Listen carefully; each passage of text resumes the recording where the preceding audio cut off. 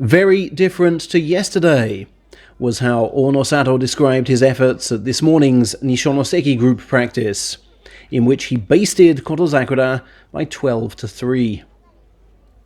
After that statement delivered at the latter's Satogatake stable, the Yokozuna declared, "I reflected on my weaker points of yesterday, and I think you saw the results today. It was good I came into this session with a sense of crisis and points to prove." Nikan Sports wondered if letting Sakura strike the first blows was all part of Sato's practice plan, to force himself to find alternatives to the panic-fueled pull.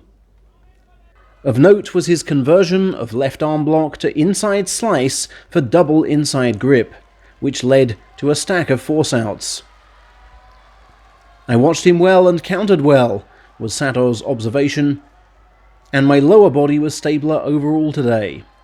I made sure to get in lower than him." Sato is on an all-out mission to banish the mistakes of July.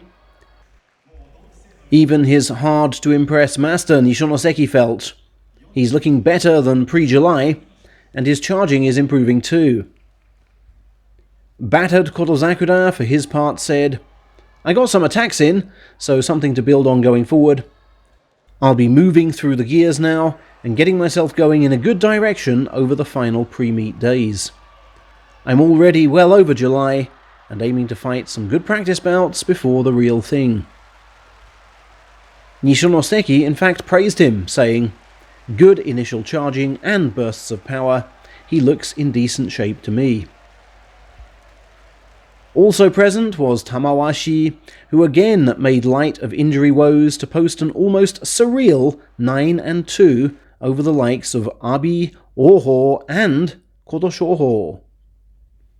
Yet the man himself was demanding more. "It may have looked great to third parties, but there's many things I'm not happy about," he told Hochi Sports. "I sure don't feel good right now," he added.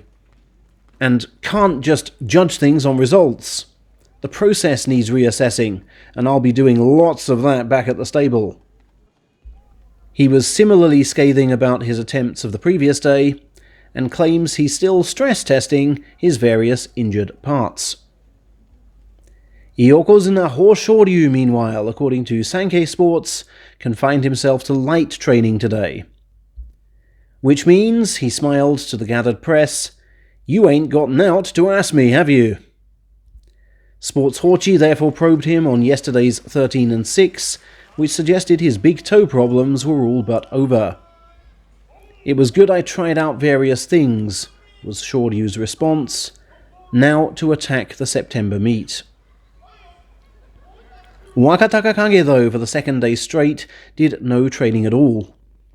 However, his stable master said, "It's just an abundance of caution. He looks to be over his fever. Nothing to worry about.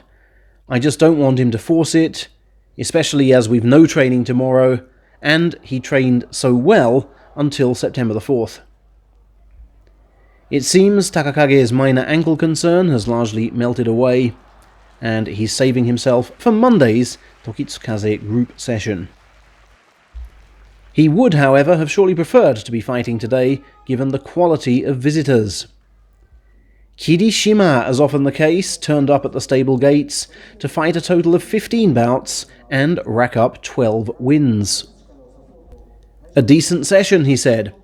"Not so many bouts fought this time, but my application was good in each one." Gone for the moment, though, are the mornings of 40-bout sessions with Daisho et al. As well as the 3 fit salaried men from the host stable, he took on fellow visitor Fujinokawa in 7 bouts straight. "That boy really comes at me, and I was pleased with the way I kept pace with his speedy movement," Shima assessed. He had extra reason to sparkle today, as his mother and father were watching, having flown in from Mongolia for a rare Japan break.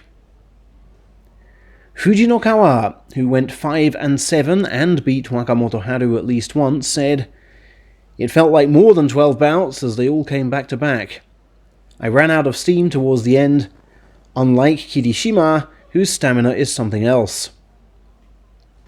Asked if his higher ranking would now lead to more call-outs from higher-ranked men at Monday's group session, he joked, "If that happens, I'll get hazed no end, so I'd rather spend a quiet session in the shadows."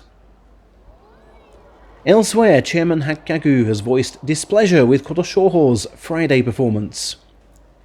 "He didn't give off the aura of a July champion for sure," he said of the man who fought only 4 times that session. "He's allowing himself to be too nice," Hakkaku continued. "I want him to show more self-belief and really throw himself about." Elsewhere, 5 new recruits have undergone medicals. Isegahama sensation Ochil Saihan posted 240 kilos on the back strength dynamometer. His debut, though, has now been put back to November due to visa issues, which means he should face fellow Mongolian Otgon Bataru of Tamanoi stable, who came in at 197 centimeters and 173 kilos. "I've weighed over 100 kilos since the age of 14, he said, and was 125 in high school. I then went up to 160 during my uni days. Looks like I've got heavier still. I have, though, only put on 1 centimeter in the past couple of years. Looks like I've stopped getting taller. And besides, I don't need to hit 2 meters. Turning pro was my main reason for coming to Japan. I can't wait to start climbing the chart."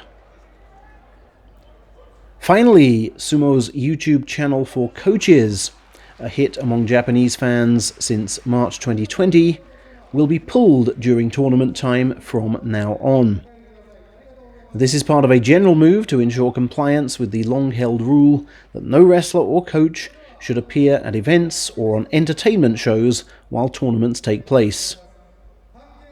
Sumo chiefs would like to stress the seriousness of the matchday atmosphere, which they felt was slightly undermined by comedic and flippant banter while the coaches gave their views on bouts.